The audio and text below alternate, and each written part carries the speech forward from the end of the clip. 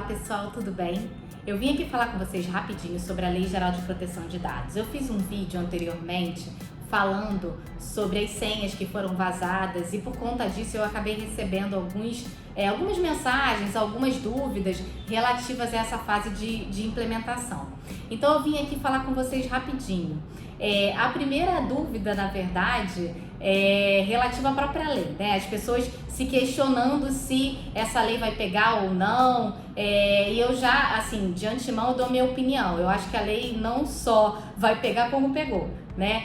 Resultado disso são as decisões que a gente tem visto quase que diariamente, onde são usadas como fundamento a Lei Geral de Proteção de Dados. Então eu acho que nem cabe mais a gente ficar nesse questionamento se vai pegar ou não. Eu acho que pegou e a gente precisa se adequar a essa nova lei.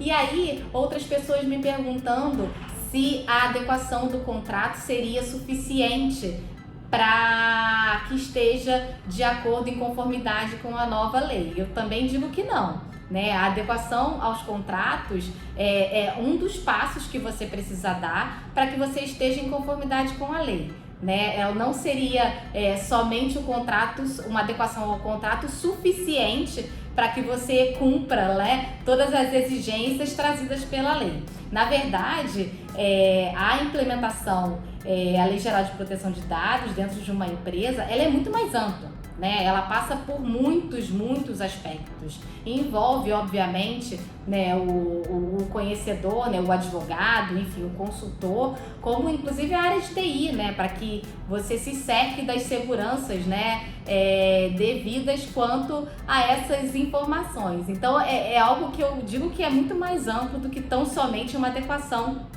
aos contratos. Então, primeira sugestão que eu trago aqui com relação a essa adequação que é tão necessária é que mude a consciência e a cultura com relação à informação, né, aos dados, né, a própria legislação, né, que a gente mude a consciência e entenda o quanto esses dados que não são nossos, né, são preciosos. E para a empresa, eles passam a ser um ativo da empresa, né? Então eu acho que a mudança de consciência, ela abre portas e ela é primordial para que a gente inicie esse processo de implementação.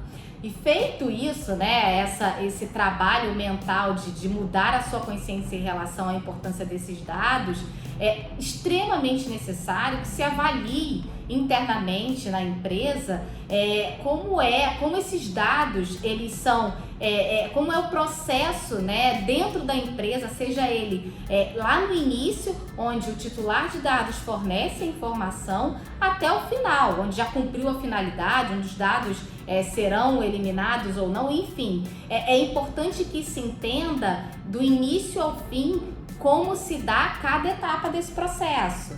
Isso te faz ter um desenho e entender o que vai precisar ser feito em cada processo, né? Inclusive aí é um ponto importante, você consegue adequar as bases legais, né? Porque muita gente acha que a base legal seria simplesmente o consentimento. Se você tem um consentimento do titular de dados, ele supriria, mas não, o artigo 7º ele traz